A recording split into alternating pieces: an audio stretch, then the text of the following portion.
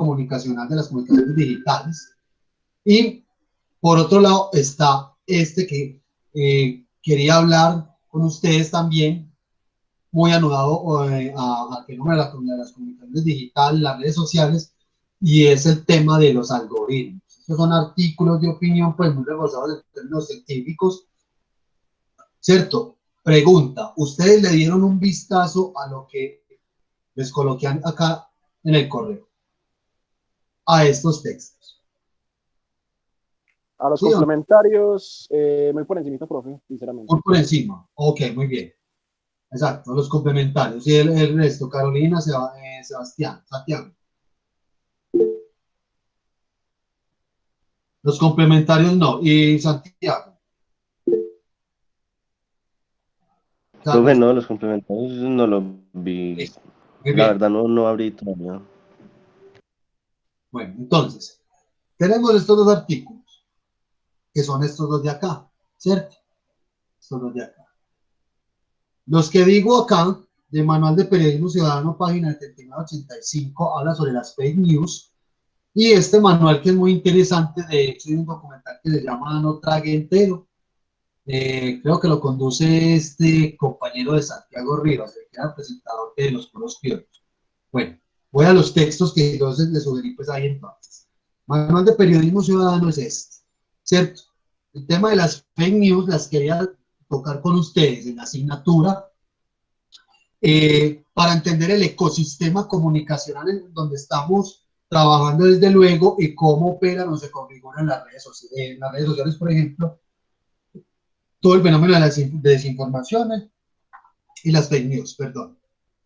Página, dice por aquí, página 79 al 85. Es muy práctico el manual, de hecho, ¿cierto? Voy a ubicarme por acá ligerito. Página 79. A ver, dice 79, 85. Muy bien. Ahora acá. Aquí nos empiezan a hablar entonces, muchachos.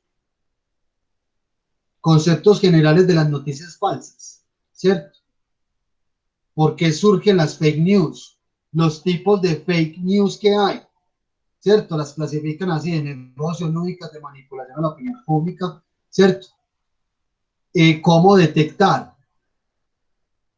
Material complementario dentro del manual, listo.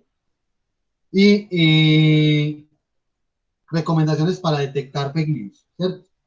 Muy bien. Eso era lo que de lectura complementaria, estas páginas, hasta la página 85, el primero, ¿cierto? Y el otro es este de acá, manual práctico para identificar fake news en Colombia, que es el derivado del documental que se llama No Trague Entero. Creo que es un documental, no sé si lo van a hacer interactivo, pero va a ser, o sea, está todavía en difusión pues de suscripción y todo eso, porque no está en Netflix ni nada de eso, es colombiano, netamente. Y es un manual que les quise dejar, muchachos, porque aquí nos exponen algunas principales fake news conocidas en Colombia. Y vuelve y juega lo mismo, nos explican algunos conceptos de las fake news que son, ¿cierto? Tipos de fake news, ¿cierto? Y nos colocan casos colombianos, desinformaciones, fake news que fueron virales en su momento acá. Muy interesante y muy ilustrado, de hecho, el, el, el, el, el este recurso. Nos hablan de hecho de las deepfake, ¿cierto? Titulares, en fin. Muy bien, muchachos, eso es lo que les propongo entonces a ustedes. Vale la pena, Santiago, que recuerden que son lecturas complementarias, complementan el proceso de aprendizaje.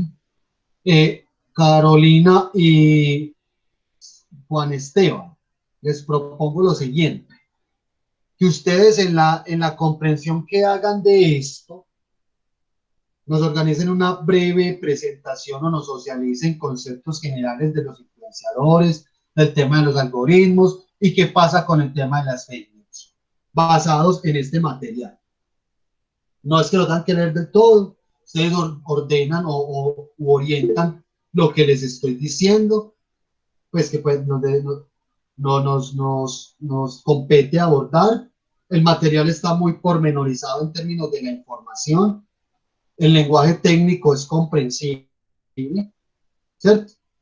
Entonces, ¿qué opinan? Y le haríamos el 16. Sí, a mí me parece bien, profe. Bien, Igual interesante trabajar eso sí, y darle muy pues como un sentido más práctico en este momento, listo. para que no sean solamente pues complementarios. Exactamente. Sí, o sea, se nos convierte complementario a nosotros porque Santiago, los compañeros también deben de leer, ¿no es cierto? Es un material complementario, pero lo que ustedes van a hacer va a generar una gran reflexión de lo que ustedes comprendieron. Se pueden valer de ejemplos, ¿cierto? De lo que ustedes encuentren en YouTube, por ejemplo, o algunas imágenes que encuentren y que abordemos bien estos conceptos. Fake news, el concepto de algoritmos y los influenciadores, porque el influenciador es un actor comunicativo que ha venido cobrando mucha importancia dentro del concepto o la concepción del prosumidor. Listo. Entonces, es algo muy pormenorizado, lo vamos a hacer muy dialogado, ¿cierto? Y que participemos todos, ¿cierto? Lo hacemos el 16, para eso nos demoraríamos, bueno, de pronto nos gastaríamos toda la clase, sería chévere, pero también la idea es darle paso a las socializaciones del trabajo final, ¿cierto? Entonces, yo pienso que 20, 30 minutos que dediquemos como a conversar del tema, sería pues un tiempo prudencial. Tendría mucho que decir y también estoy como la pauta a ustedes de que dentro de esa misma actividad de socialización, pues propongan cómo la quieren hacer. De esa manera, entonces les convaldría entonces el foro. Listo. ¿Estamos claros ahí, muchachos? Sí, entonces, lo ideal de pronto sería hacer un trabajo en conjunto, pues Carolina y yo en este caso. Sí, sí, claro. Sería, Los dos. listo, listo, listo. Muy bien. Listo. Ya pues y Carolina también acepta. Y se ve Carolina, la que no aceptó, mentiras. Sí, sobre todo con Esteban y con ella y ya los dos presentan, nos hacen esa socialización, conversamos bien chévere de eso y ahí ya estarías del foro uno, ¿cierto? Ah, bueno, es que ya se me adelantaron con cositas y bueno, hay que decirlas entonces. Va, muchachos, ahorita al final de la clase vamos a hablar del trabajo final que nos queda por evaluar, ¿cierto? Miramos concertación de evaluación, miramos la guía que hay para ese trabajo, ¿cierto? Y damos pautas de la presentación y todo eso. Ese trabajo es para el 16 de diciembre, que es en la última clase, ¿cierto? Dentro de 8 días, perdón, tendríamos asesorías de ese trabajo. ¿Listo? Asesorías de ese trabajo final. Pues que no es un parcial final, sino un trabajo, el último que nos queda por entregar. Listo, entonces al final de la clase hablamos de eso. Vamos a ocuparnos en primer lugar, de ese texto que debíamos de leer, ¿cierto? Este de acá, el de prosumidores y emirrex, análisis de dos teorías enfrentadas. Desde luego que aquí hay unos apuntes realizados por mí, pero la idea es que entonces sigamos conversando de esto ya para dar por sentado como la definición de ese concepto de prosumidor. Empecemos entonces, muchachos. ¿Cómo les pareció el texto? ¿Qué entendieron? ¿Qué les llamó la atención? ¿Qué no entendieron? Los escucho, chicos.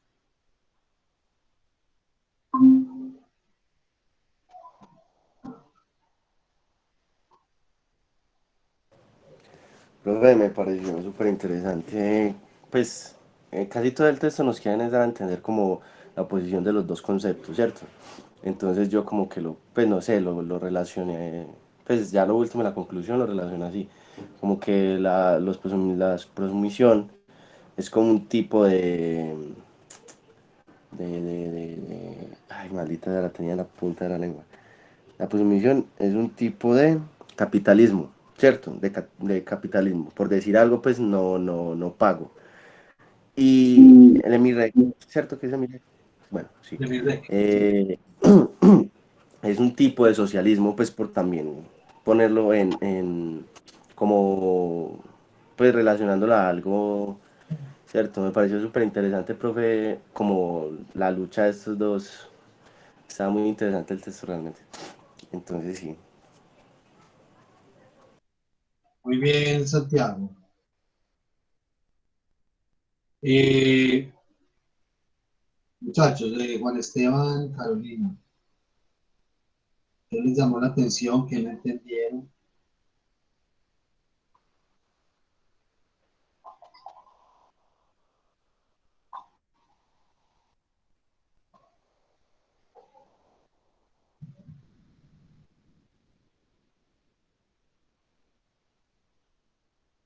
Muchachos, no hay nada por decir.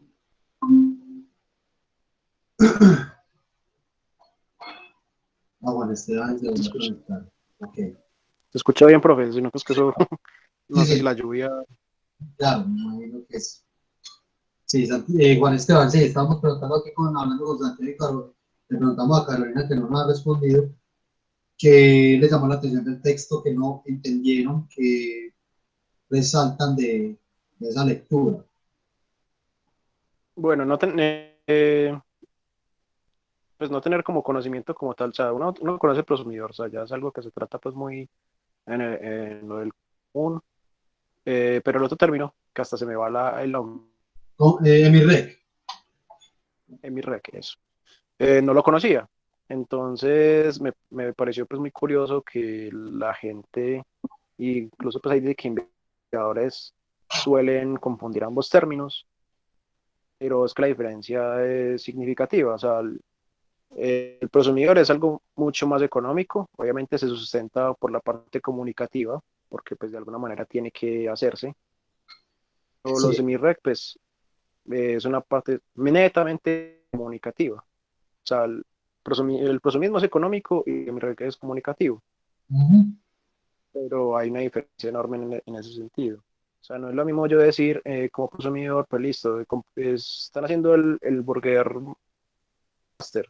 Ah, sí, lleno el local, le tomo una foto a la hamburguesa, pueden venir, muy chimba el producto, tal. Ujú. Pero yo podría tomar como en mi rec el hecho de difundir una noticia de un medio de comunicación, dar mi opinión, complementar, o yo mismo, porque ahí dicen que puede ser o profesional o un amateur, el hecho de generar ese tipo de contenido noticioso. Entonces, pues sí, sí es significativa esa diferencia. Muy bien, Juan Esteban. Por aquí en el chat nos dice, Carolina, yo entendí más como que el Emirrec es como una pronunciación, pero entre comunicadores, como que tienen más en cuenta los conceptos audiovisuales y así. En cambio, el consumidor es la persona que consume y produce, pero pues una persona común, algo así entendí. Muy bien, Carolina. Aspectos muy interesantes que ustedes acaban de tocar. Listo. Vamos a compartir entonces pantalla para mostrarles como apuntes realizados a partir de mi lectura, desde luego, de mi comprensión, y desdeñando un poco lo que es lo que nos propone el texto. ¿Listo?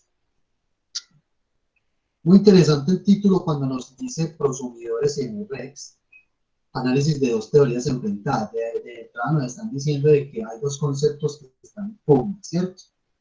Y que varios autores, varios investigadores, como los mencionados clase anterior, Marshall McLuhan, Nick Postman, ¿cierto? Cuando estábamos hablando del concepto de ecología de medios, pues también se atrevieron a hablar de esto. Este señor de Alvin Toffler, que fue el que lo logró como acomodar más, ¿sí? ¿Cierto? Vimos la intervención ¿cierto? Sobre todo de Alvin Toffler.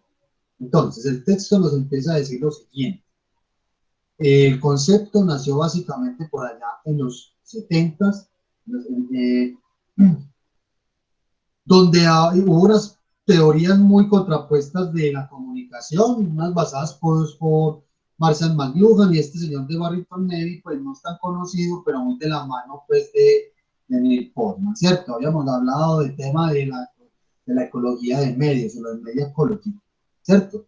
Recuerden que el prosumidor es un individuo que se piensa en el contexto de las comunicaciones digitales y el fenómeno de la ecología de medios. O sea, no opera, no aplica para las audiencias convencionales de los medios de comunicación comunicación tradicional, ¿cierto?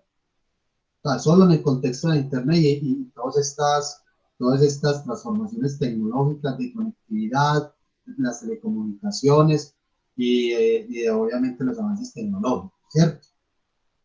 Ese concepto fue muy revolucionario en el momento, ¿por qué? Es como, ¿por qué, compañeros? Porque, perdón, uno inventarse un término o empezar a hablar de una cosa que no existe, donde tampoco están dadas las condiciones para que existan. Es decir, en los 70 Internet no existía, y mucho menos, eso viene del Pentágono, de hecho, ¿cierto? Lo que es la interconectividad de una serie de unidades de computadores, pero eso ya se empezó a masificar en los 90, pero en los 70 a los 90 hay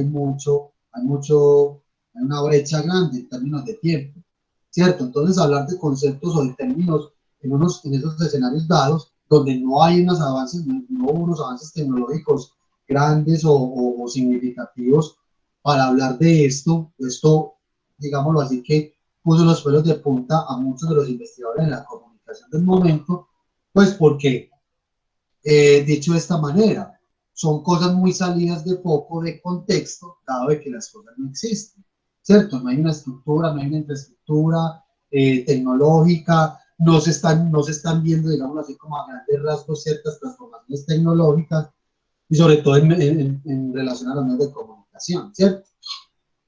Entonces, así como empezaron a aparecer esas explicaciones de lo que iba a ocurrir con las transformaciones tecnológicas en materia de la economía, en materia social, también estaba en materia de las telecomunicaciones y desde luego de la comunicación o de las comunicaciones, eh, también empezaron a hablar de esos individuos que iban a estar ahí en interacción con con este fenómeno, ¿cierto? Insertos en este fenómeno. Entonces, empezaron a aparecer los conceptos como prosumidor. El EMIRREC, ya lo explicamos, el primer término fue prosumidor, ¿cierto? Pero entonces el texto nos empieza a decir de que ese concepto del prosumidor fue abordado o trabajado de una manera muy diferente a lo que es el prosumidor en contextos o en escenarios de la comunicación digital, ¿cierto? Entonces, este señor de Alvin Toffler, que fue el que empezó en ese libro de la tercera ola, él empieza a abordar desde que la primera ola tiene que ver con unos cambios en la economía y en la industria, entonces las personas pues en términos de consumo se comportaban de cierta manera y así se va él, ¿cierto? Así se va él entonces significando un poco lo que era ese prosumidor de antes, ¿cierto? Nos aparece en el texto entonces que hay una mirada muy economicista del concepto del prosumidor. Lo menciona este señor de Tocqueville. No es que lo haya impuesto él para que fuera así, sino que él anticipó de que las grandes economías o la economía del momento estaba pensando en un consumidor activo que en realidad estaba haciendo un acto de prosumidor, pero solamente con fines economicistas o mercantiles. ¿Listo? Entonces, eso es lo que se quiere desvirtuar o desdeñar del verdadero prosumidor, que es lo que se quiere entender en la comunicación. Listo. Entonces nos dice que este señor, en el Alvin Toffler, en su libro, en su gran obra de la tercera ola, nos dice que a partir de los años 40 en el siglo XX, conlleva la reaparición de un prosumidor sobre una base de alta tecnología que permite la producción de propios bienes para el sustento del mercado.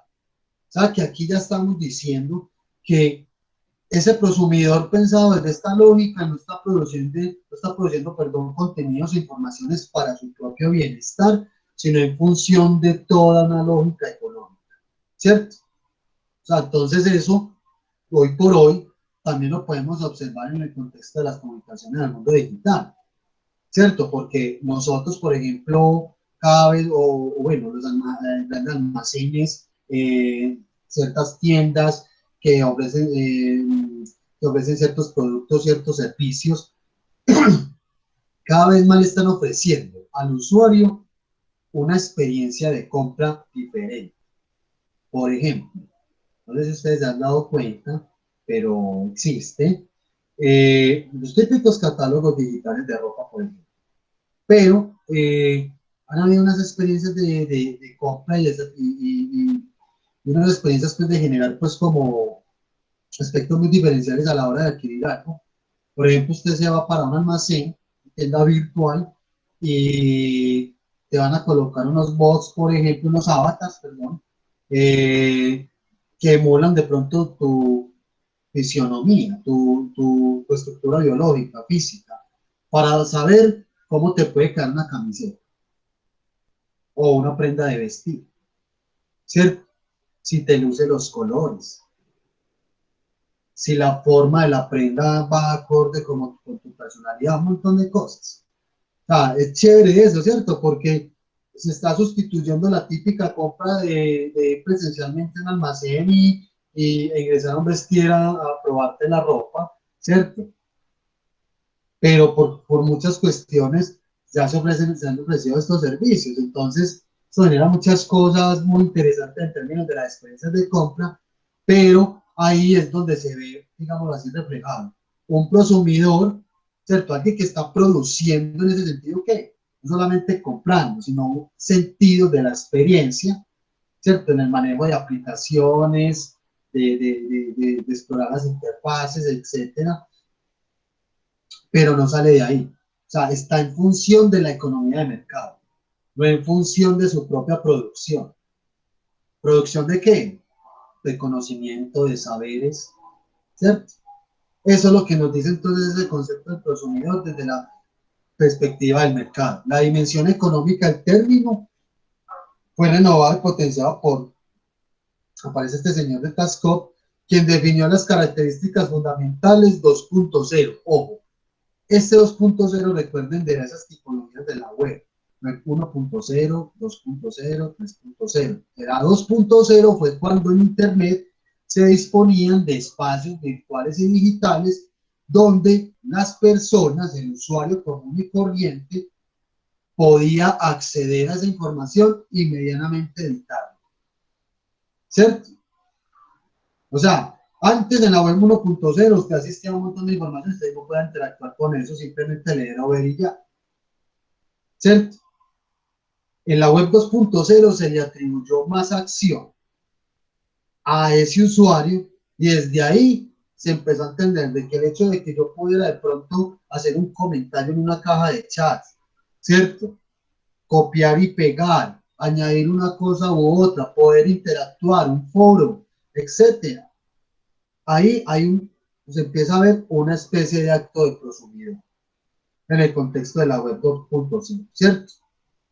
Entonces, por ejemplo, en ese sentido, miren lo que les vengo diciendo con el tema del ejemplo de los almacenes, ¿cierto? Hay una libertad, customización, escrutinio, comparación antes de la compra, búsqueda de integridad, coherencia del mensaje de las marcas. Ya uno está mirando un montón de cosas, muchachos, ¿cierto?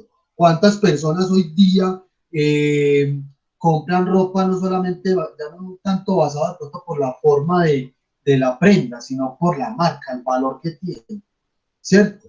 Y todo eso es gracias a esto. Entonces, ojo, el prosumidor, desde la mirada economicista, sigue existiendo.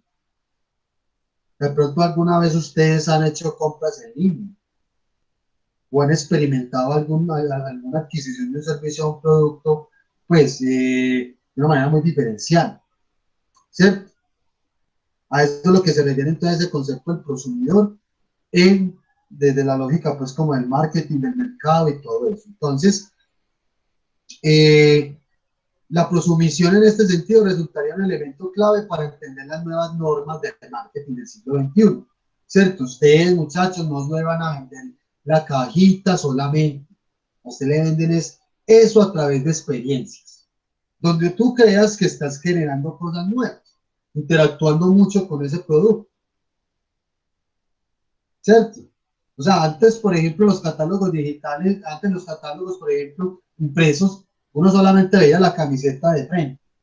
Ya hoy por hoy, un asunto de algoritmos, de hecho, eso se entiende como las acciones que yo puedo hacer como usuario, ¿cierto? Eso detrás de un algoritmo. Usted ya en un catálogo digital puede ver la camiseta por delante y por detrás y de lado, ¿cierto? Muy interesante eso, ¿no? Dentro del contexto del marketing. ¿Listo? Entonces, mire lo que nos dice. Esta transición basada en los productos a las experiencias del espacio físico de la venta, la ubicuidad proporcionadas por los dispositivos digitales. Término clave, ubicuidad. Ubicuidad significa que la tecnología y todas estas transformaciones se encuentran en cualquier lugar, en cualquier momento y para cualquier persona. O sea, tú puedes comprar en línea en este momento, por ejemplo, ausentándose un momentico de la clase y dedicándose aquí a consultar en su celular. Pero estás en tu casa, no estás en el almacén. Puedes hacer compras estando en el metro, viajando, ¿cierto? Puedes hacer muchas cosas. A eso se refiere la ubicuidad. La tecnología está presente en cualquier lugar, en cualquier momento, para cualquier persona, en cualquier circunstancia. ¿Listo? Que eso nos lo dan los dispositivos digitales. Bueno, y de los procesos tradicionales de promoción y publicidad, las dinámicas de comunicación y diálogos entre marcas y usuarios, originando una evolución que parte del autor como productor único al usuario como prosumidor. Entonces, recuerden que ese prosumidor, bueno, les insisto, desde la perspectiva económica, es un individuo que básicamente está experimentando, valga la redundancia, nuevas experiencias en la compra de un producto o en la adquisición de un servicio. ¿Listo? Y que lo que produce ese consumidor en esa lógica son experiencias, son sentidos, son diálogos con la marca, ¿cierto? Pero el prosumidor que quiere plantearnos el texto no va en ese sentido, va por otro lado. ¿Listo? Entonces, miren lo que dice. El prosumidor digital, por tanto, no se configura como un individuo empoderado, sino alienado mediante la conversión de las labores pagadas necesarias para el mercado, el trabajo a veces no remunerado. O sea, el hecho de que usted recomiende, por ejemplo, en Facebook, vea, muchachos, me compré esta camiseta, me gusta esta marca, bacano, se la recomiendo, ¿qué tal mi camiseta? ¿Qué tal mi estreno? Usted ahí está haciendo publicidad, a partir de contenido propio que usted está haciendo. O sea, esto tiene todo un andamiaje grande. Y que de pronto en algún momento de nuestras vidas hemos hecho eso, ¿cierto? Tan solo por mostrar algo, pero no nos estamos dando cuenta que eso hace parte de la difusión y de la generación de contenido de valor para las marcas. ¿Ya se dieron cuenta de eso? ¿Estamos claros, muchachos?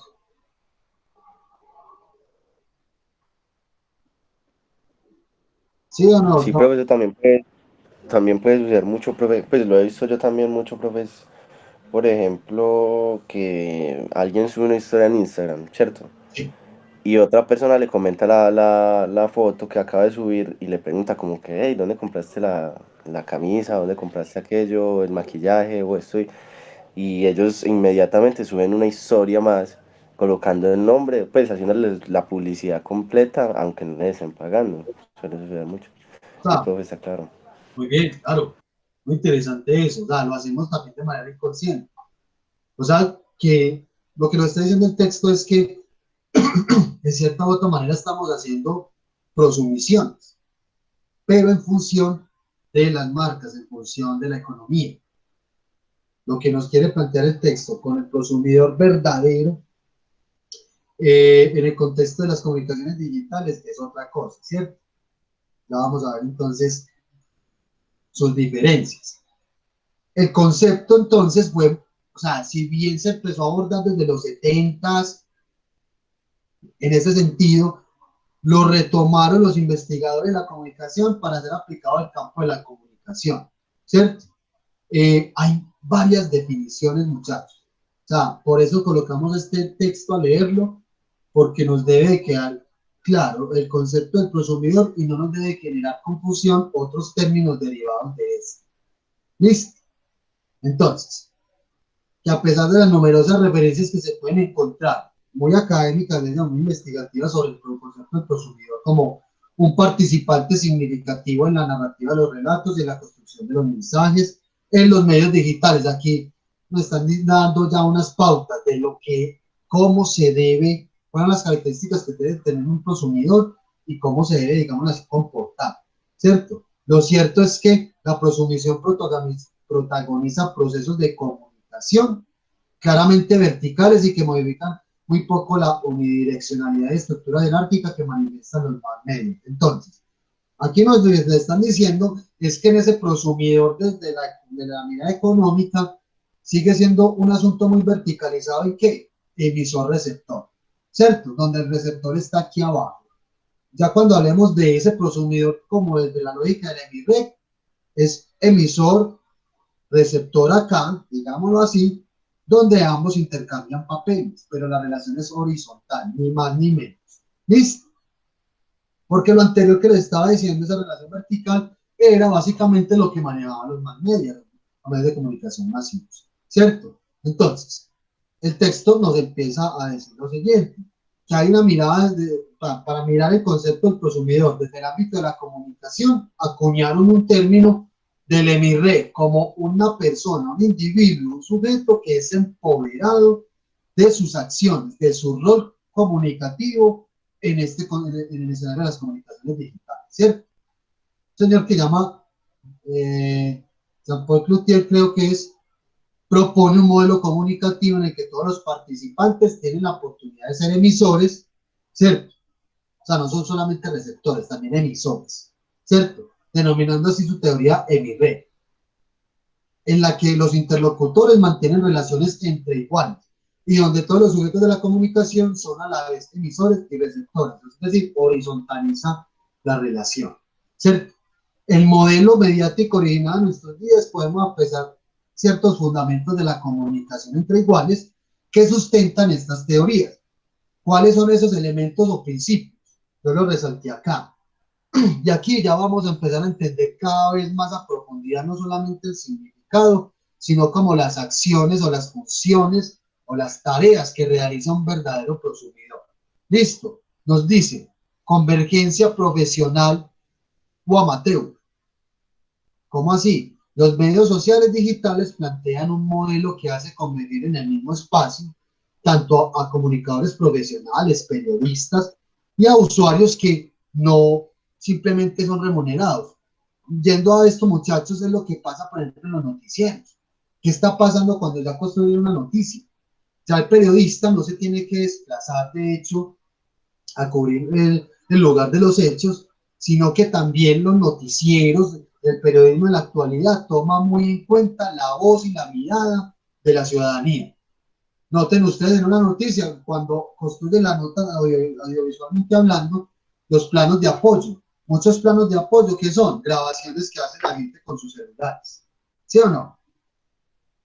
O en muchos casos también la prensa o los medios de comunicación no se dan cuenta que está pasando algo y se dan cuenta por lo que están produciendo los usuarios. Vea, un incendio en tal lado, el desalojo de tal comunidad, la gente es grabando, la gente es comentando, la gente es difundiendo, ¿cierto? Que aquí lo que nos está diciendo con esta convergencia entre el rol de los comunicadores profesionales y otros más desde lo empírico, es que hoy por hoy todos cabemos en el escenario de la comunicación digital. Ya sea que se haga muy bien o se haga mal, porque también hay que mirar eso. En las páginas de denuncias ciudadanas, ¿cierto? Por un lado, cumplen un papel en términos de poner en evidencia a aquellos que están infringiendo la ley y también hacer un llamado a las autoridades y a la institucionalidad. Pero por otro lado, como hay carencia de filtros, entonces se tiende a incurrir en lo siguiente, y es que por errores de las mismas personas suben videos, imágenes de personas, fotografías, ¿cierto? Denunciándolas y por ende lo mejor que puede pasar en esos casos es que se dañe, digamos, hacer buen nombre, porque el peor de los casos es que, y hemos visto, comunidades que confunden a ciertas personas gracias a esas informaciones mal difundidas o desinformaciones y atacan a estas personas siendo inocentes. Han visto eso, ¿cierto? Entonces, mire que hay contrariedades en ese sentido. Lo cierto es que en el contexto de las comunicaciones digitales convergen estos dos aspectos. Comunicadores formados, profesionales, periodistas, ¿cierto? Gente de formación, como por ejemplo nosotros, con usuarios que son personas comunes del diario vivir, comunes y corrientes, ciudadanos, ¿cierto? Entonces estas plataformas, por ejemplo, lo que son las redes sociales o medios sociales, por ejemplo, facilitan mucho la interacción o el encuentro entre estos individuos, ¿cierto? Estas plataformas precisamente rompen la divisoria, la, la línea divisoria entre el profesional amateur, ¿cierto? Porque les digo, ya todos caemos en este mismo escenario, y esto fue lo que imperó en los viejos medios, porque es que los viejos medios, digamos así, los medios de comunicación tradicionales, solamente se nutrían de las informaciones y de todo lo producido por profesionales de la comunicación, ¿cierto? Entonces miren ya lo que estamos afrontando desde la perspectiva del prosumidor. Otro principio que señalan acá lo denominan principio de isonomía. Quiere decir lo siguiente: los medios sociales digitales superan al modelo del broadcast jerárquico. Broadcast significa transmisión, o el broadcasting es eso, lo que hace la televisión, cómo trabaja la televisión en términos de difundir masivamente informaciones, ¿cierto? O cómo son construidas, por ejemplo, la información en la prensa o en la radio, ¿cierto?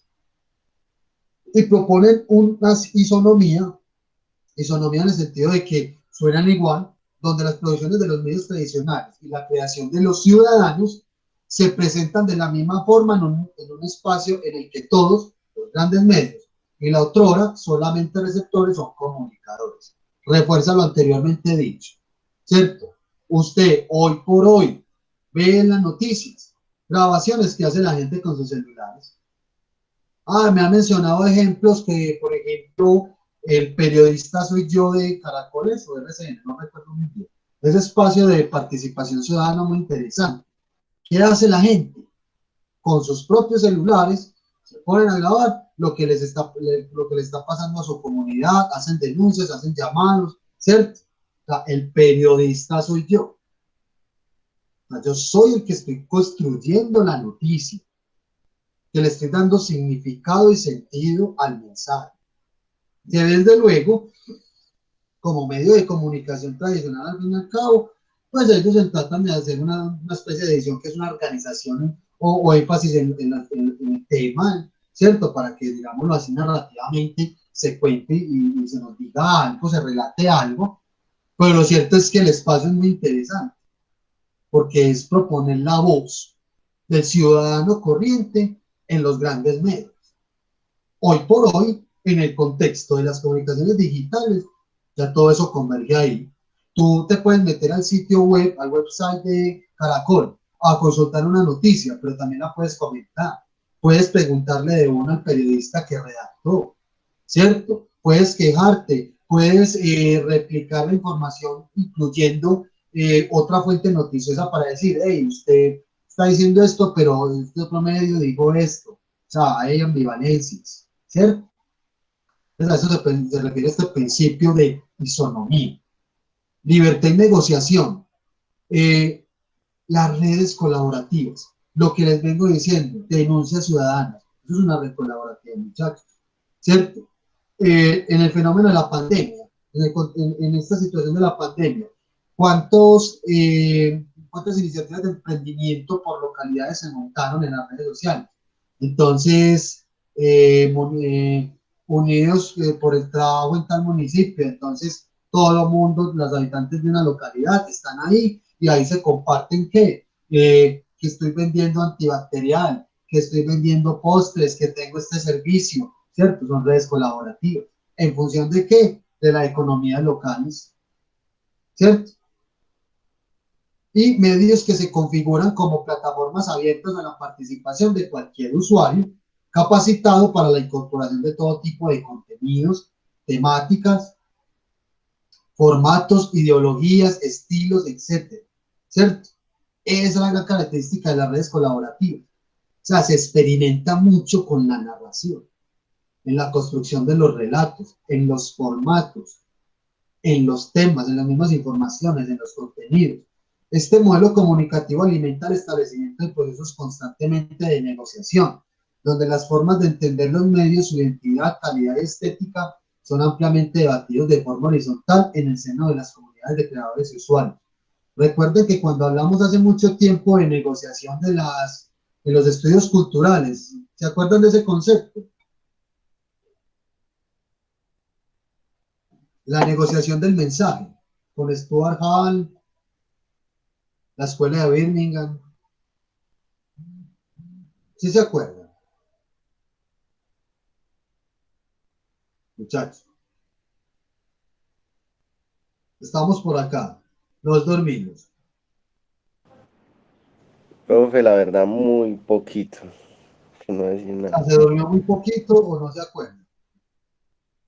No, me acuerdo muy poquito.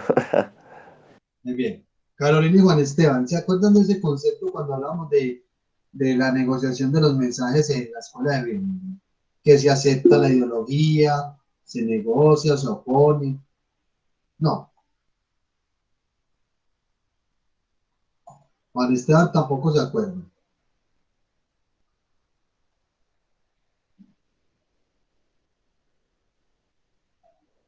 Profe, ¿cómo? ¿Se acuerda del concepto de negociación? No, profe, no. No. Cuando estábamos hablando del concepto de negociación en la escuela de Birmingham, con los estudios culturales, es que ellos dijeron que los mensajes de los medios de comunicación o tienden a aceptarse del todo o a negociarse su significado, a eso se refiere. O sea, en el contexto de las comunicaciones digitales, estamos hablando que en este modelo comunicativo las formas de entender los medios se negocian.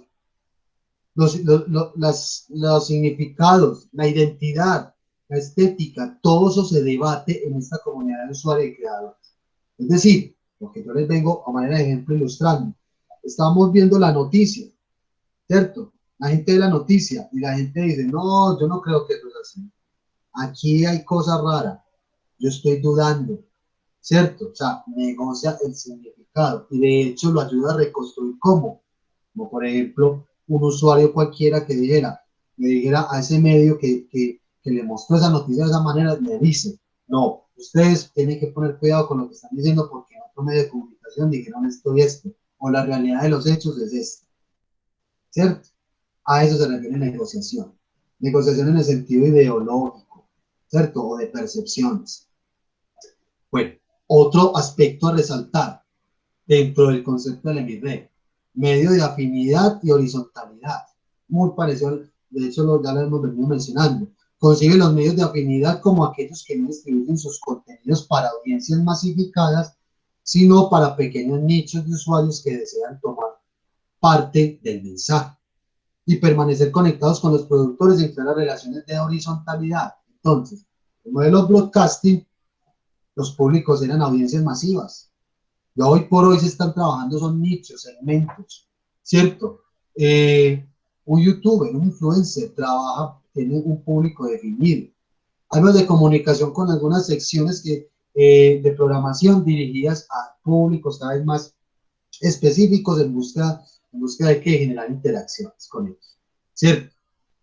De la cercanía y permanente conexión entre los youtubers, por ejemplo, los instagramers, los podcasters y demás productores mediáticos digitales y sus seguidores y potencialmente comunicadores participantes de los programas que siguen es clave para el éxito de los mensajes. El influencer la tiene muy clara, sabe muy bien que su seguidor es un replicador de su mensaje. Es eso. Si hay una comunidad de usuarios dentro de esa gran comunidad de seguidores que se queja, también puede actuar ahí, o sea, puede ver afectado un poco el contenido, ¿cierto? Pero por lo general, el seguir, todo lo que ustedes hagan en redes sociales, muchachos, tiene un efecto. Compartir lo que dijo la puya, lo que dijo Daniel Samper, que me gusta este youtuber, que vi esta intervención de este director, ahí usted ayuda a replicar la información. ¿Listo? A viralizar. Entonces, impugnación del modelo de broadcast. Mencionado ahorita, esa impugnación del modelo de broadcast es lo transmisionista netamente, o sea, la cultura participativa, horizontal y dialógica propia de estos medios choca de manera frontal con las estrategias utilizadas por las estrellas de los más medios que quieren penetrar estas plataformas. Es decir, la televisión en su forma convencional, muchachos, no va a funcionar en el contexto de las comunicaciones digitales. Y se han intentado meter y no les va bien. ¿Por qué? Porque en Internet, en los espacios, sobre todo en los medios sociales, hay cada vez más personas, se ha construido más bien una comunidad y una cultura cada vez más participativa que pugna, que choca directamente con ese mensaje de tipo transmisionista de los mensajes propiamente que trabajan en los medios de comunicación. ¿Cierto? Aparece otro concepto interesante, la hibridación humano-máquina. ¿Cierto? Nos dice lo siguiente, la web no tiene la posibilidad de identificar contenidos semánticos, en términos de significado, solamente alberga información, de los productos mediáticos construidos en formatos de imagen y sonido. Por eso los metadatos introducidos por los usuarios son claves para el funcionamiento de los algoritmos que operan en la creación de las listas de los rankings y las recomendaciones de las plataformas sociales. Por este motivo, estos servicios facilitan los actos de interacción deliberada, cargas de archivos, visionado, marcado con likes o favoritos, etiquetado, comentado, etcétera, que proveen la información necesaria para la organización del sistema. ¿Qué nos quiere decir acá? Lo siguiente, Facebook, caso específico Facebook. No es gratuito que Facebook tenga tanta redacción o estados. ¿Se acuerdan ustedes cuando existía el dislike? El no me gusta.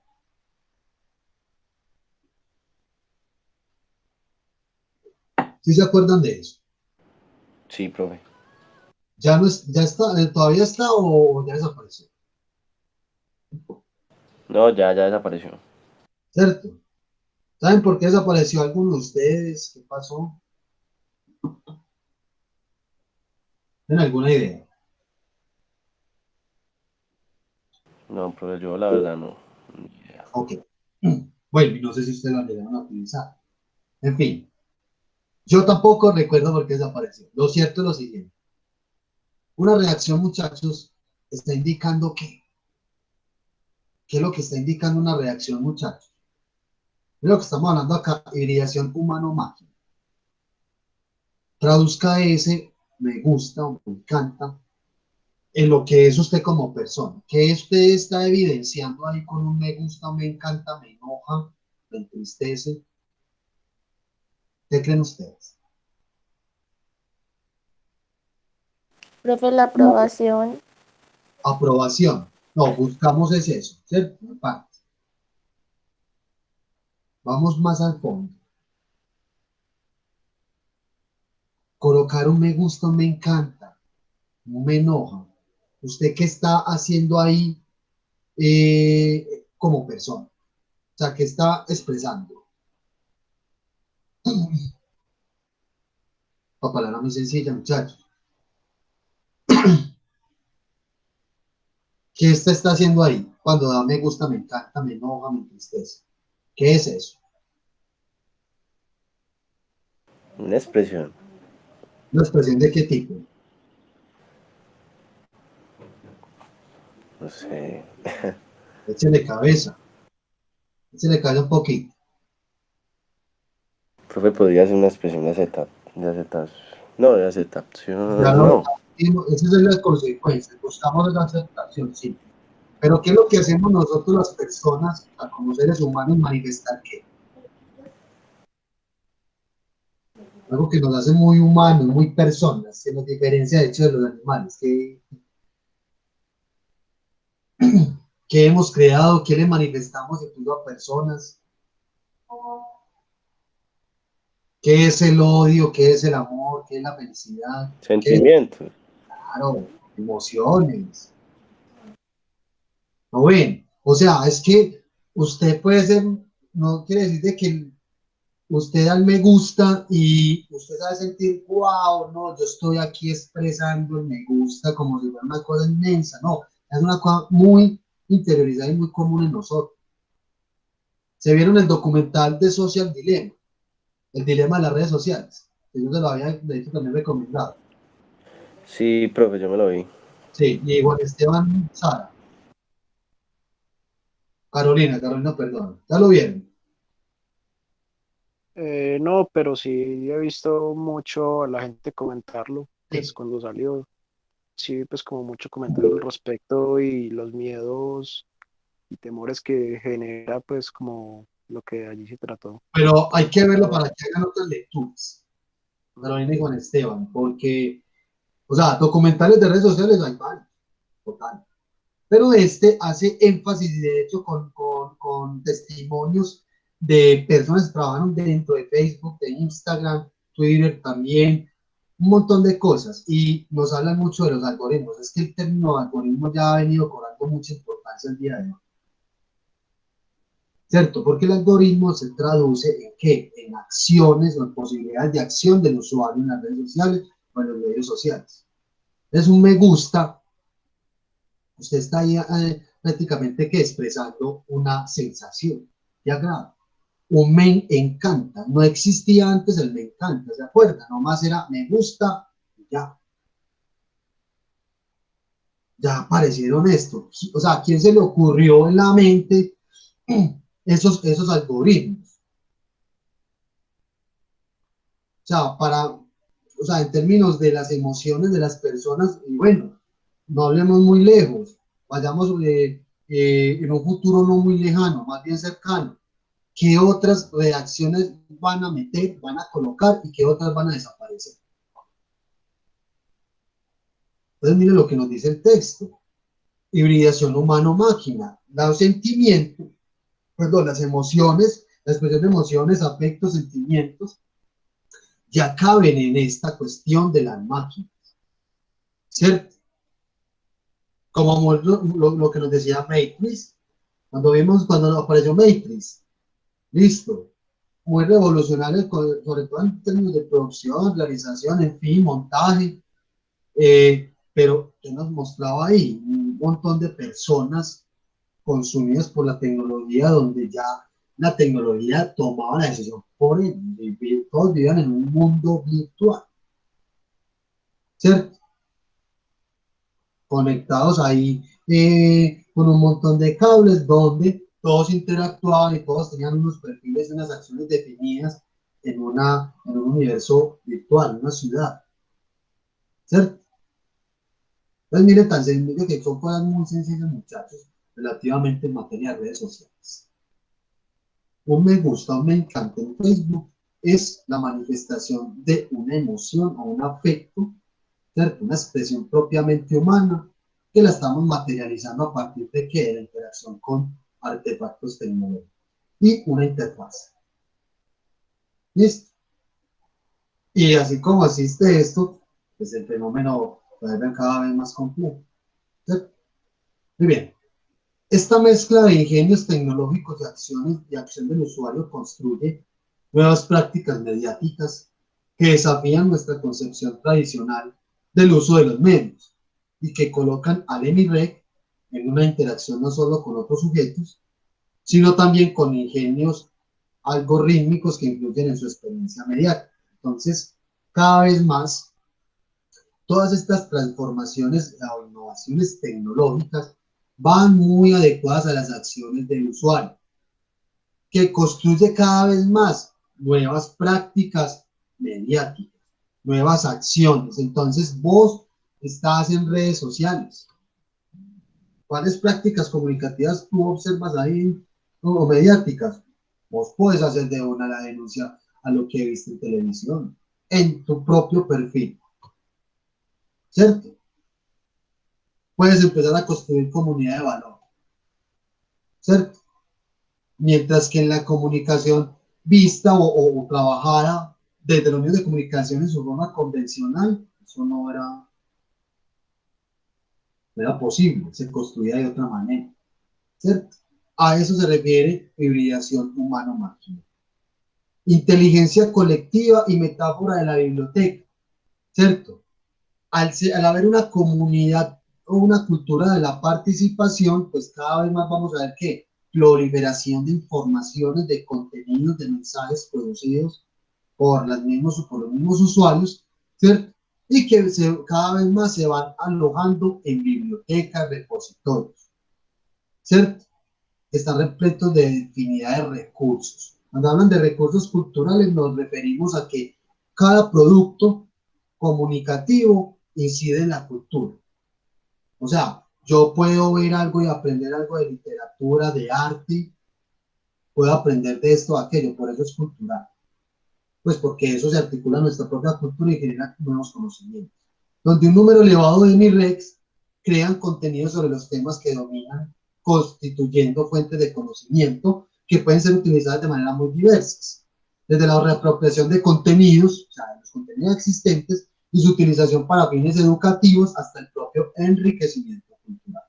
Muy bien, las redes y medios sociales digitales son espacios potenciales de acción de los comunicadores EMI-REX. Su modelo de funcionamiento quiebra de forma radical la dinámica de los medios de comunicación masivos, imponiendo una nueva configuración de las conexiones entre medios tradicionales y productores independientes, y una mayor relación dialógica entre creadores mediáticos y usuarios. Una premisa aquí fundamental que nos están diciendo de los EMI-REX. Entonces, de manera de conclusión, chicos, de este texto, que son extractos que yo realicé de la lectura, nos están diciendo que entonces es necesario pensar, empezar a pensar en teorías que superen esa división entre emisores y receptores. O sea, no tenemos por qué seguir hablando hoy día de emisores activos como los de los medios de comunicación y receptores pasivos, o sea, simplemente supeditados al consumo, sino que en el contexto de la comunicación digital, la relación sea entre comunicadores que tienen estas características profesionales, ciudadanos del común, se le da voces de emisores, que se mueven, son movidos, ¿por qué? Por diferentes plataformas, por redes sociales o medios sociales.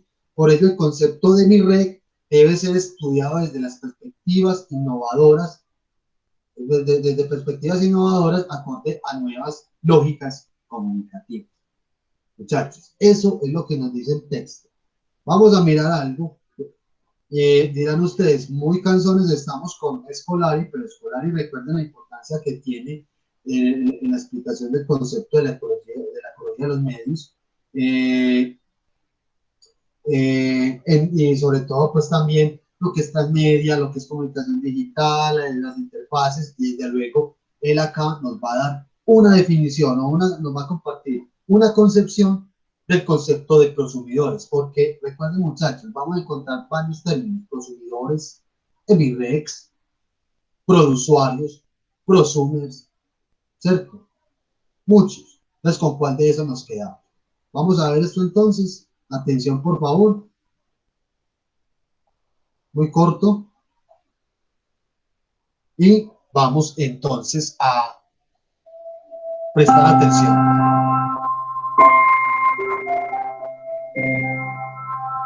Estamos viendo pantalla y estamos escuchando. Sí, profe. Muy bien.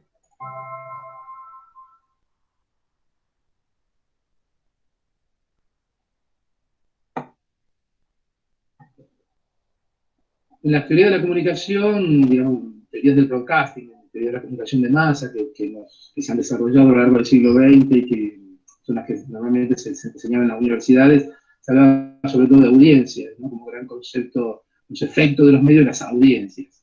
Lo que estamos viendo a partir de los últimos 25 años, desde la llegada de la web y la explosión de todas estas nuevas formas de comunicación y plataformas, que el concepto de audiencia un poco empieza a ser agua. O sea, sigue habiendo broadcasting, en muchas sociedades el broadcasting sigue teniendo un peso y una centralidad, sobre todo en las sociedades que tienen un perfil de edad más viejo, gente, digamos, con la pirámide de edad más vieja. El broadcasting sigue siendo importante, por tanto el concepto de audiencia sigue siendo importante, y la medición de las audiencias sigue siendo importante. Pero lo que estamos viendo es que las nuevas generaciones, a medida que van ocupando su espacio en la sociedad, el concepto, las formas de consumo de los medios cambian, ya no son... El broadcasting pierde centralidad, ¿no? Cualquiera que tenga hijos o nietos o sobrinos menores de 15 años se da cuenta que no miran televisión tradicional, están en YouTube, están en otras plataformas, y eso, bueno, lleva a que desde el punto de vista de la investigación nos repensemos el concepto, ¿no? Por el lado más informático digital avanza el concepto de usuario, el user, se habla del diseño centrado en el usuario, la interfaz de usuario. Y bueno, a partir de ahí han surgido algunas combinaciones que, digamos, que tratan de dar una respuesta. Algunos hablan de prosumidor, como productor-consumidor, y ya no es solo alguien que consume comunicación, sino que también produce, comparte vídeos, sube fotos, comenta, ¿no? Es un productor-consumidor. Algunos hablan de produsuario, productor-usuario. Yo creo que estamos en un momento de inestabilidad semántica, es muy difícil buscar ahora un concepto. El prosumidor es interesante porque, digamos, cubre estas dos posibilidades, ¿no? De ser no solo un consumidor, sino también un productor. Pero no dejan de ser conceptos bastante economicistas, ¿no? Vienen de la teoría económica. Así que bueno, estamos un poco, este debate yo creo que sigue abierto. Mientras se van utilizando estos conceptos, y es probable que a lo mejor alguno de estos se consolide en unos años, se termine hablando del prosumidor, por ejemplo. Pero bueno, digamos, cuando hay cambios así tan radicales y acelerados, ¿no? En este caso, en la esfera mediática, implica que las teorías tienen que adaptarse. Y el primer paso de una teoría es construir nuevos conceptos, digamos, los ladrillos, digamos, que va a permitir construir después una teoría nueva.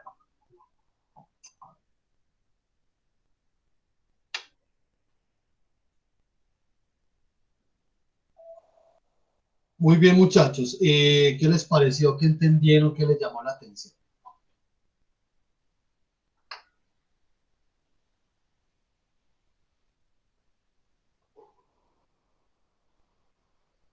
Nada.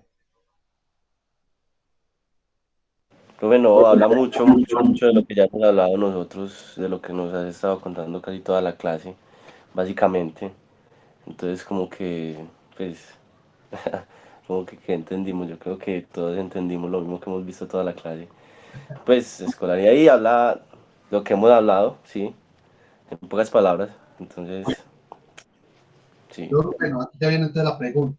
Está bien, aquí Escolari nos comparte pues sus apreciaciones que va muy en la vida de lo que hemos conversado. ¿Con cuál concepto nos quedamos? ¿Qué creen ustedes? De todo lo que hemos hablado, ¿no? Que este señor nos acaba de decir, ¿a qué conclusión podemos llegar?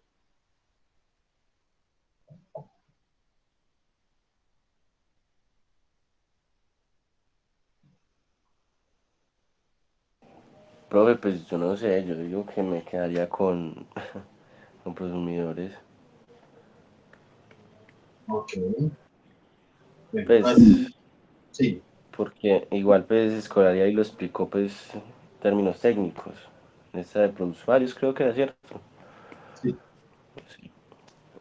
No sé, se me hace más, más completa la de prosumidores.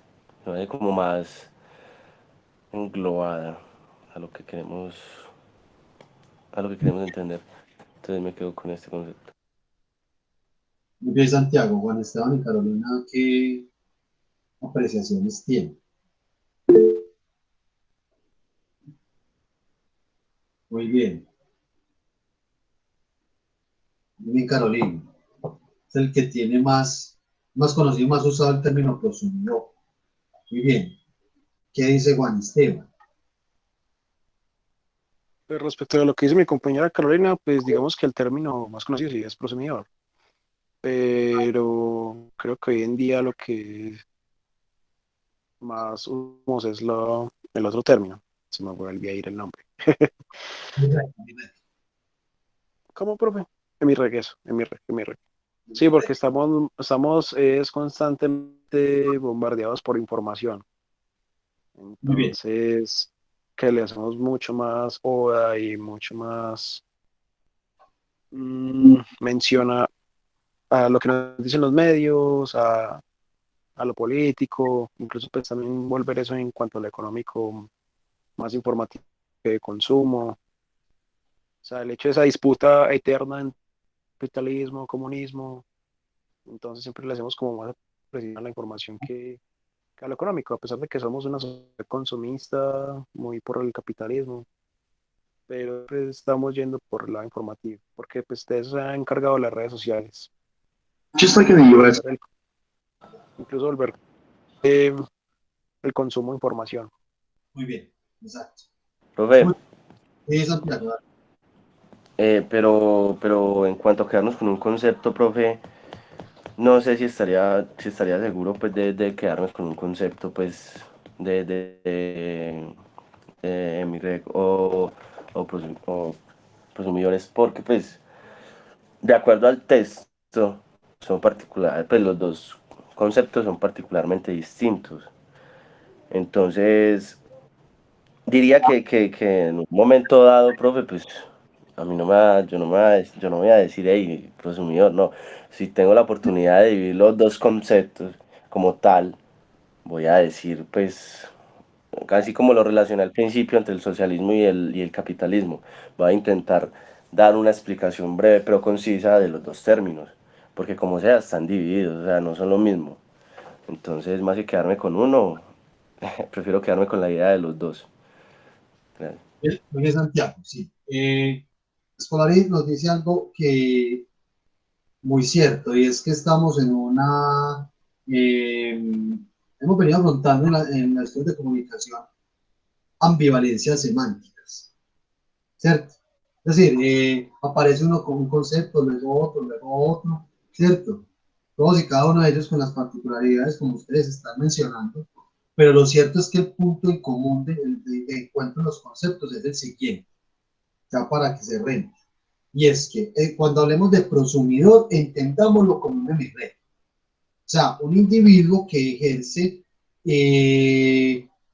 realiza acciones y prácticas comunicativas en el contexto, en el escenario de las comunicaciones digitales, es decir, que no solamente produce, consume información de las que están dadas, sino que también produce otras nuevas que no está en función de lo económico. Bueno, no necesariamente, no quiere decir que no se pueda lucrar, sino que es muy diferente ese prosumidor de las marcas, como vimos ahora, sino que es un individuo que está muy ubicado en una línea horizontal con los que son otro tipo de emisores, ¿cierto?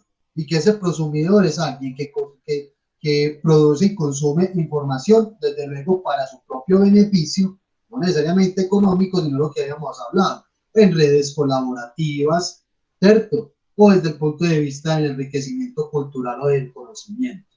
Eso es un prosumidor, muchachos.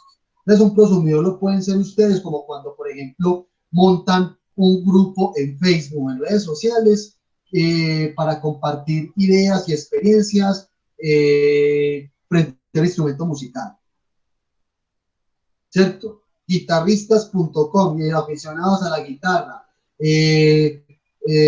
músicos aficionados, en fin, son comunidades de valor, compañero. Ustedes parten de informaciones que ya están dadas y otras que ustedes mismos producen, los mismos usuarios producen y se construye un sentido ahí, ¿cierto? Y que desde luego también tienen interacciones con esos emisores que vienen de los medios de comunicación de vieja data tradicionales, pero dialogan de manera horizontal, en igualdad de condiciones. Entonces, eso es lo que nos proponía el emirre, una relación horizontal, no para que llamáramos al consumidor emirre, ¿cierto? Sino que es trasladar ese concepto del emirre a esa relación, desde esa relación horizontal del emirre al concepto verdadero del consumidor. ¿Ya estamos claros entonces con eso, muchachos? O sea, por si les preguntan en un Sí, profe. examen o lo van a conceptualizar en sus trabajos, en fin, a eso es lo que debíamos de llegar. Listo, y miren que vimos a varios autores, varios personajes que nos hablaban de eso, pero a eso, ese era el propósito de llegar a este asunto. Listo, muchachos, comentarios finales, apreciaciones sobre esto que acabamos de decir.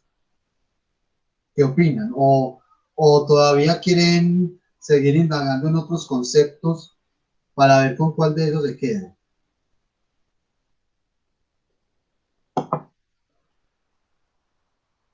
No, profe, yo creo que quedaría claro. Sí. Pues no sé si. Ok, Carolina y Juan Esteban. ¿Hay claridad?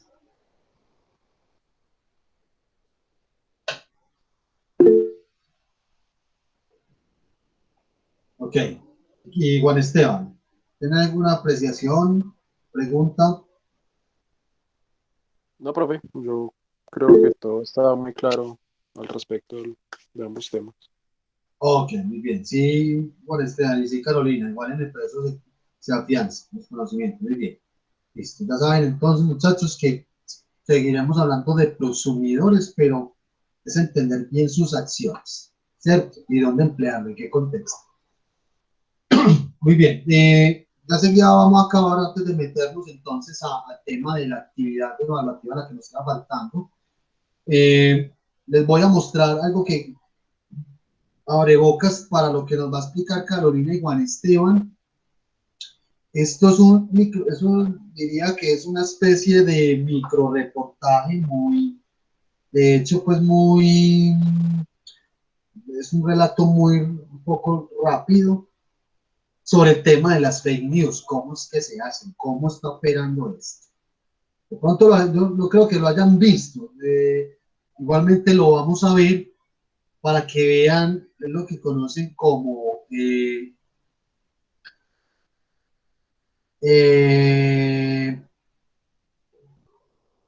algunos lo conocen como las granjas de bots, así los conocen, ese término. Granjas de bots, nosotros decimos acá que son bodegas, ¿cierto? ¿Saben a qué me refiero? Que las bodegas de tuiteros o que los que hacen Twitter, cuentas activan perfiles en Facebook, ¿cierto? Luego tiene todo un andamiaje ahí. Vamos a ver entonces para que vean entonces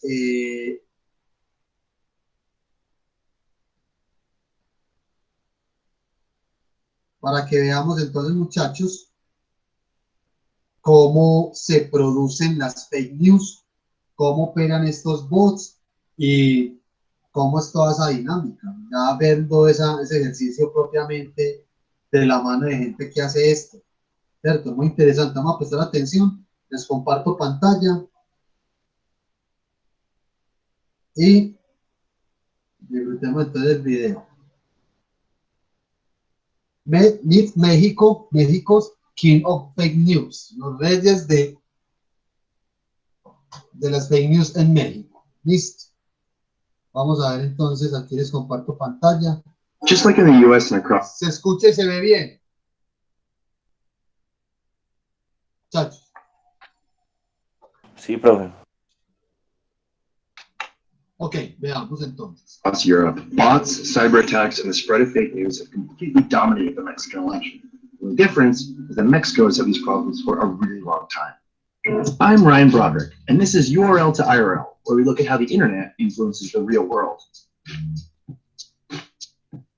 Do you think that people like you made Donald Trump president? Yes, I think so. Last week I flew to Mexico City, where I teamed up with local BuzzFeed News reporters Carla Zabludovsky and Iago Arredondo. They've been covering the 2018 Mexican election since the start of the year. This is the biggest election in Mexico's history, There are 3,408 positions up for grabs. including the next president. This is Alberto Escoria. He's one of Mexico's most prominent internet activists, and his work makes him a huge target for trolls. As one internet nerd to another, I was just like very excited to meet him. These trending topics is for bots. So basically, every day in Mexico, a majority of the biggest trending topics are run by fake people. This is from yesterday. Yeah, it's a group of bots and trolls supporting the main candidate. It's like a tumor. Yeah, it's like it's almost like it gets bigger like a tumor. So basically, every day in Mexico, a majority of the biggest trending topics are run by fake people. Yep. And who makes the fake people? The marketing agencies. I spoke to a member of one of Mexico's top digital marketing firms who would only talk to us if we agreed to keep his identity anonymous. When did this start, and how long has this been going on? 1999 or 2000. So we're looking at almost, 20 years of digital manipulation? Yeah. What percentage of Mexican trending topics would you say are totally fake? Like 90%. I tried a lot of times to do another things, to get a normal life.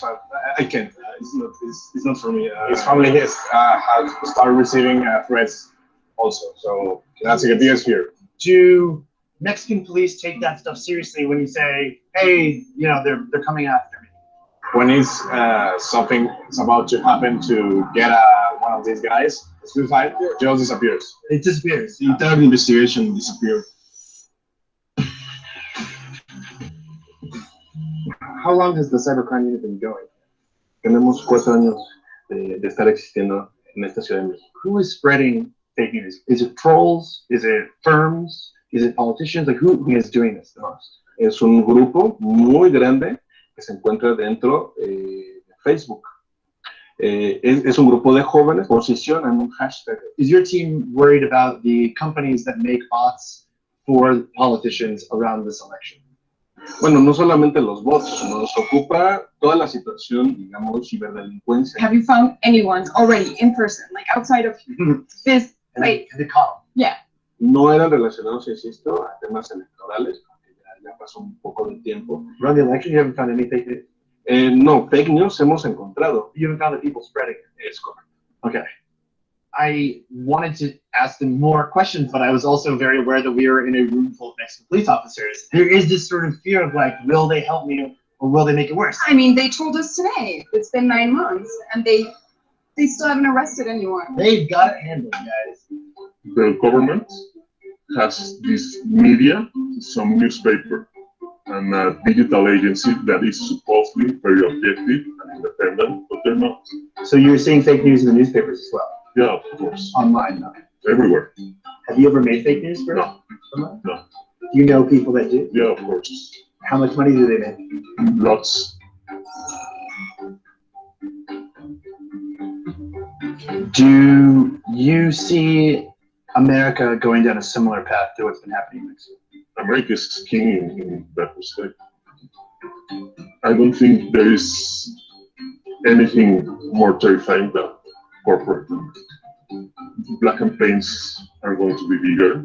Fake news are going to be huge. And nobody will care.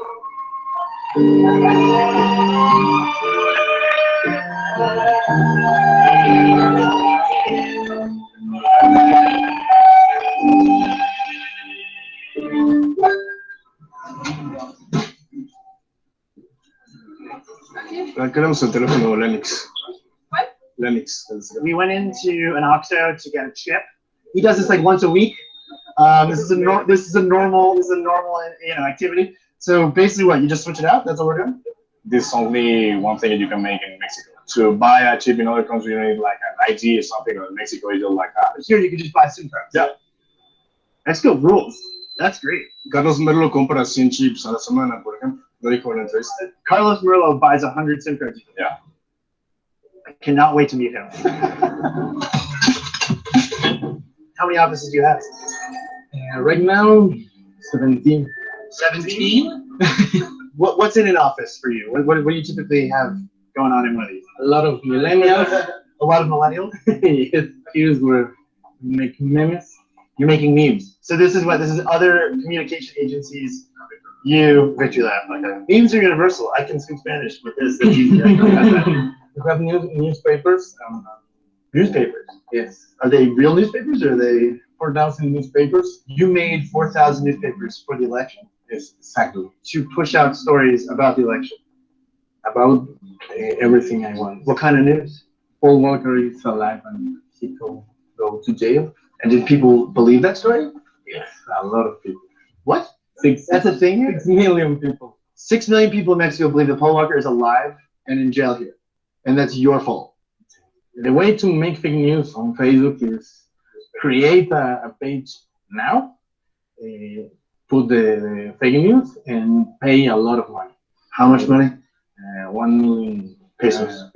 The real media will be talking about the fake news. So if you have one site that's too big, people find it. But if you have a lot of little ones and you push the same story across your network, Exactly. people can't figure out that. Very smart. Exactly. And terrifying, but smart. Do your posts on Twitter go viral? Do they trend? Can you prove that you go viral? We can do it right now. Can you? We prepare something for you. Carlos has prepared a hashtag, which means Win with Victory Lab, and he's going to make it trend for us. And we should start to see it populate here, shouldn't we? They write all the text here. So this is a spreadsheet that the bots will read. Exactly. Okay. 2 hours we will be here. So you've heard about what they do in Russia with Yes. Twitter accounts. Do you see any similarities between what you're doing and like Russian chaos agents? A lot of these accounts are Russian. Do you rename the Mexican names? Exactly. But you bought them from Russia. Yes. Have you ever spoken to anyone from Russia? When you buy it, when you send the PayPal, PayPal. receive. Which one of you guys is Mr. Beans? Any of you guys one of these accounts? No. You wouldn't tell me if you were, would you? What I think would blow a lot of people's minds about Mexico is that you don't have one shadowy Cambridge Analytica. You have dozens, if not hundreds, of small ones. Like Carlos Merlo runs Victory Labs, which is basically a homegrown Cambridge Analytica that is making him lots of money to just monitor people's data and spread fake news and manipulate bots. It's totally crazy.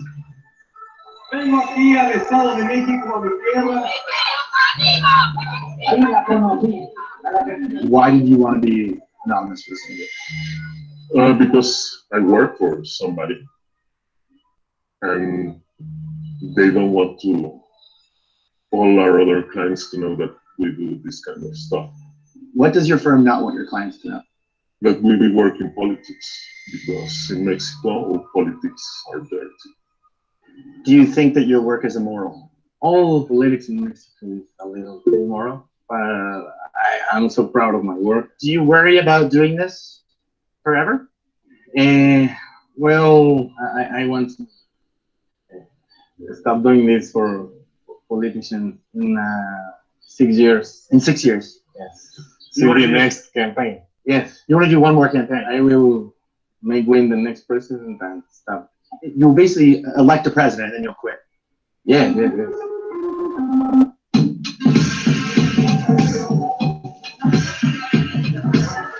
So the hashtag is currently at number 6 in all of Mexico.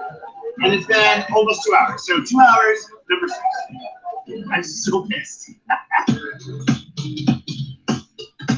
The digital free-for-all that now dominates our daily lives didn't happen in a vacuum. There are no borders on the internet. So when guys like Carlos Merlo turn out fake news, it affects us all. We want to fight a chance of making the world a healthier place. We need to pay attention to other countries like Mexico, because their problems are our problems too. Just like in the US and across Europe.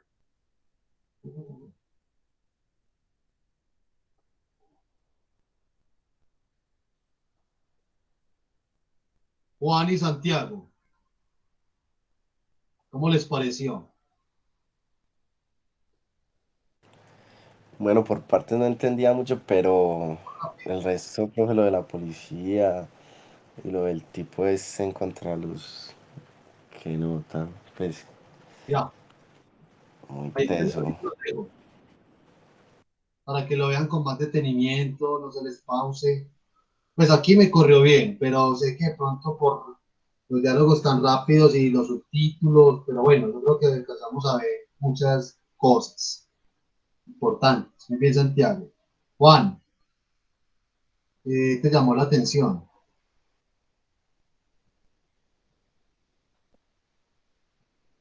Pero pues digamos que ese tipo de cosas siempre van a ser delicadas, porque de alguna u otra manera, pues estas bodegas se encargan de volcar la información a favor o crear falsa información.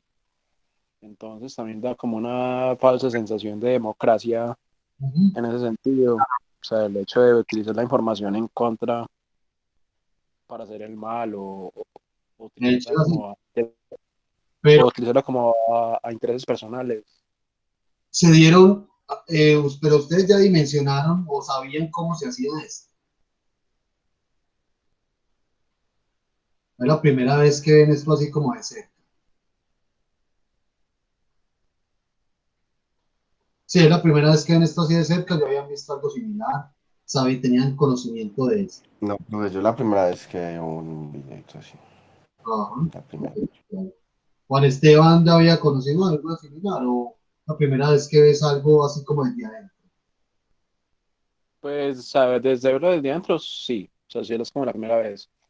Pero obviamente pues uno sí tiene conocimiento de cosas así suceden. Incluso cuando Federico Federico Gutiérrez era alcalde, se había descubierto que había una bodega a favor del uribismo, Ujú.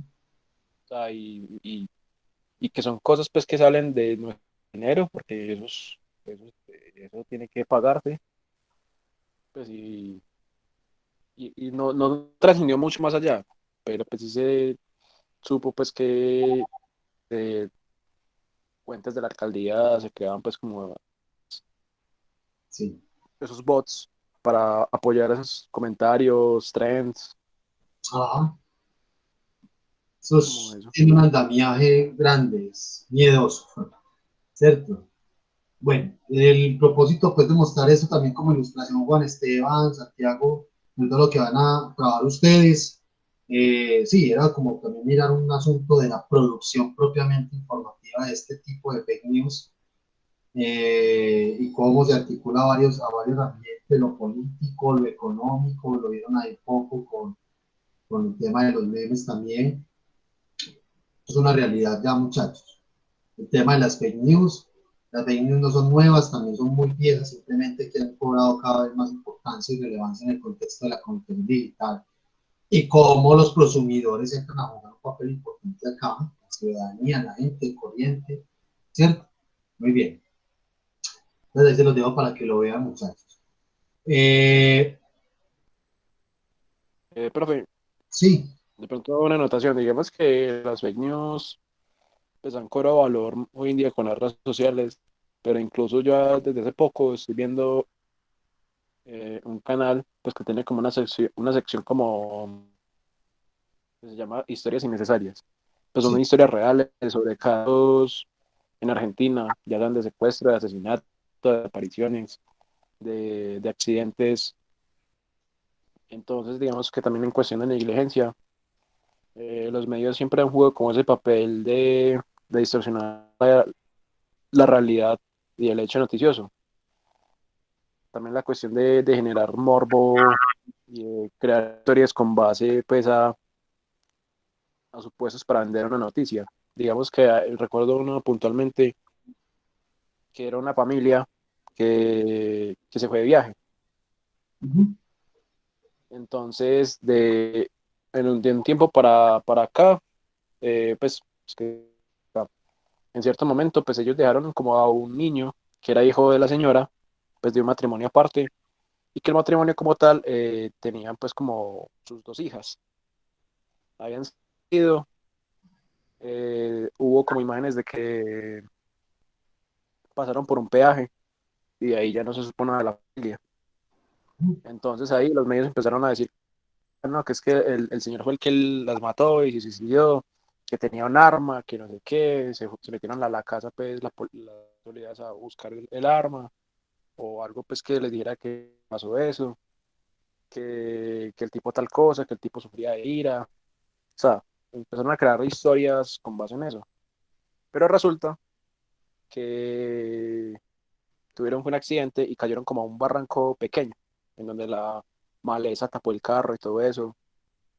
Entonces, eso también me pareció pues como impresionante, que los medios en ese caso empezaron a crear historias Sí.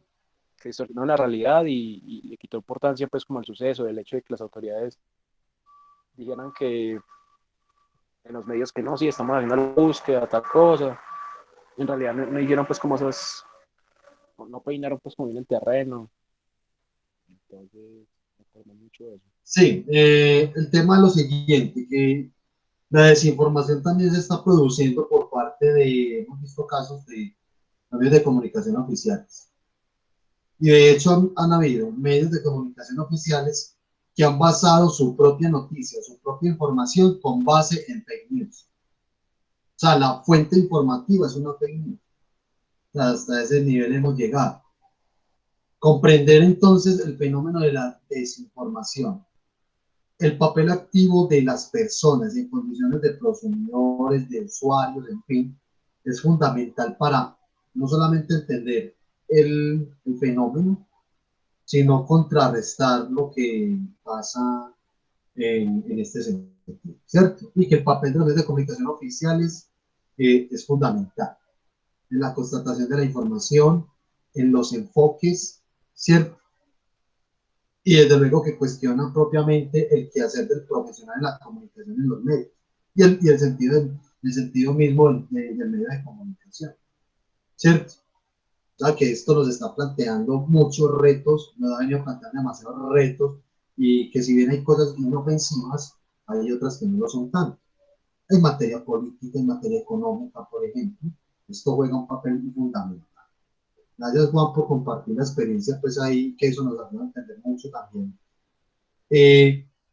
como esos puntos de encuentro entre las desinformaciones o las fake news, lo falso, y esa supuesta, entre comillas, veracidad de la información que produce y difunden los mismos medios de comunicación oficiales. Muy bien. Bueno, compañeros, yo les voy a mostrar pantalla para que veamos la carpeta del Drive de nosotros y hablemos de una vez del trabajo final. Primero que todo, les voy a mostrar concertación de evaluación. Espero que estemos viendo pantalla, ¿cierto? ¿Me están viendo los dos? Sí, profe, sí. Muy bien. Sí, profe. Ya tenemos el 80% evaluado, ¿cierto? Que es todo esto hasta acá, ¿cierto? El último trabajo fue el análisis de la producción colombiana. Ustedes ya tienen sus trabajos calificados retroalimentados. Este trabajo final dice: microproyecto, propuesta de producción audiovisual multimedial con socialización. Este trabajo, muchachos, aquí no está, pero es en grupos. ¿Listo?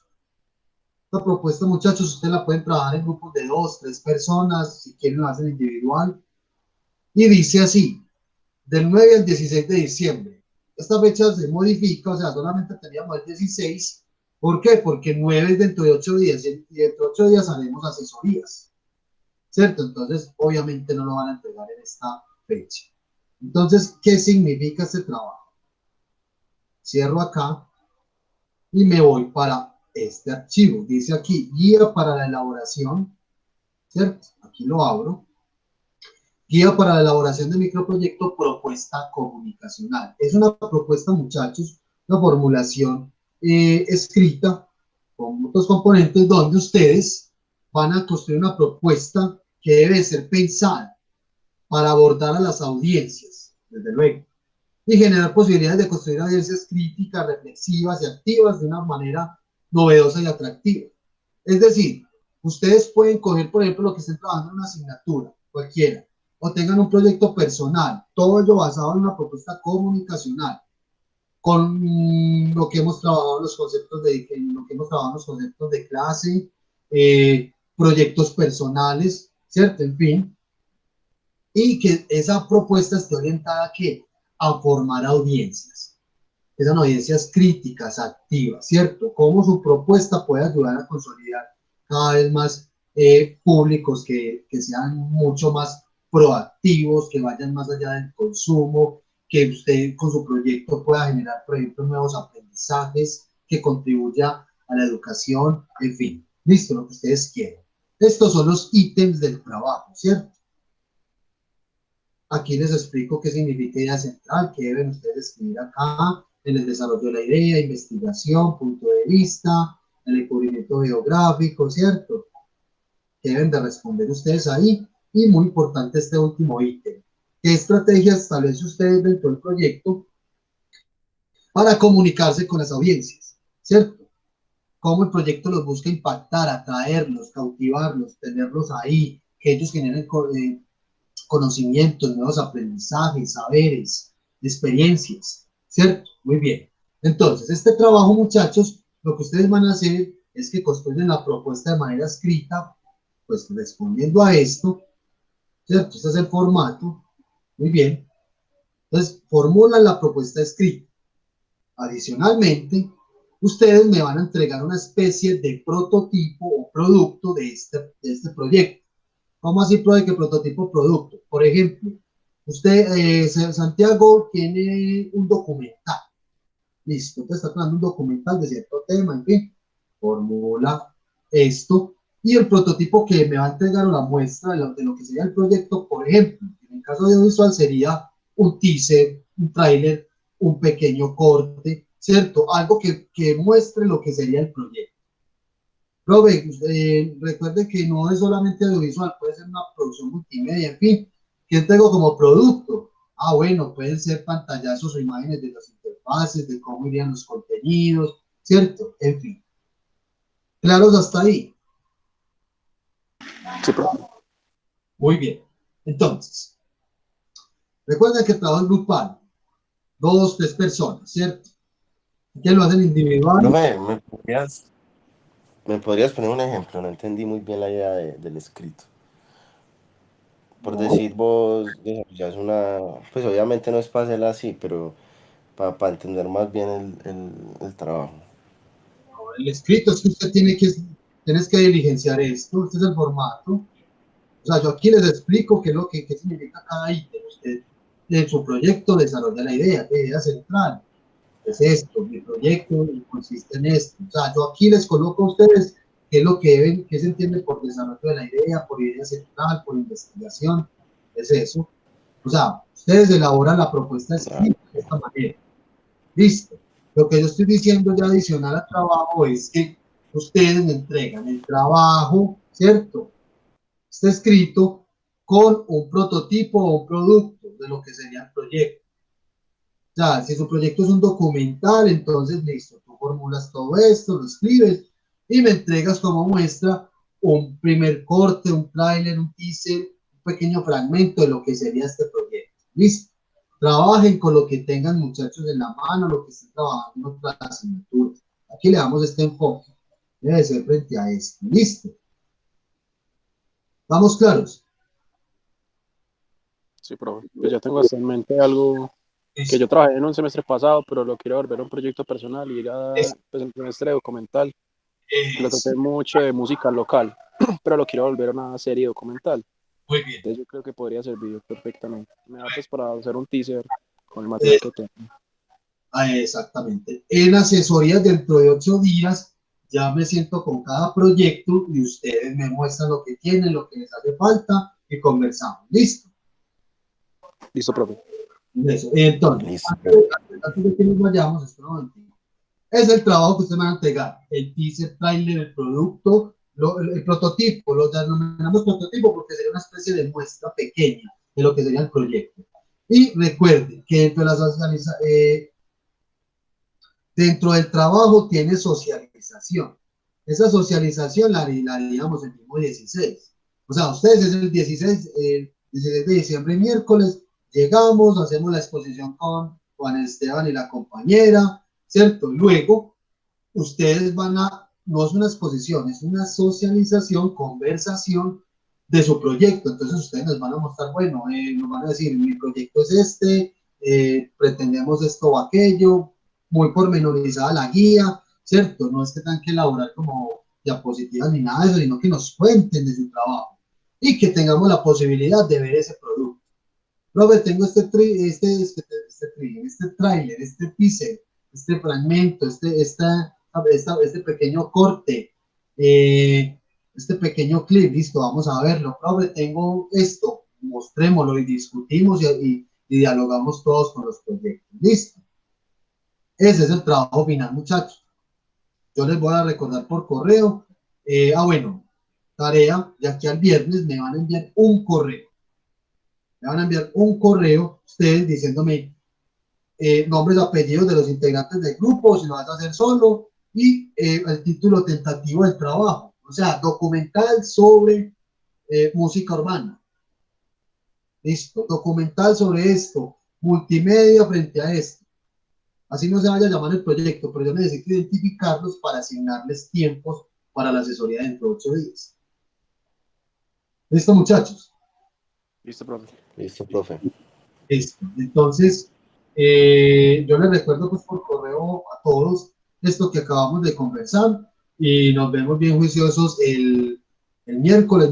Disfruten bastante ese trabajo, es algo ya muy llevado propiamente a las experiencias de trabajo de ustedes, a las propuestas, a las iniciativas que ustedes tengan, ¿cierto? Donde vamos a poner como en práctica, de manera práctica lo aprendido y lo conversado conceptualmente en esta asignatura.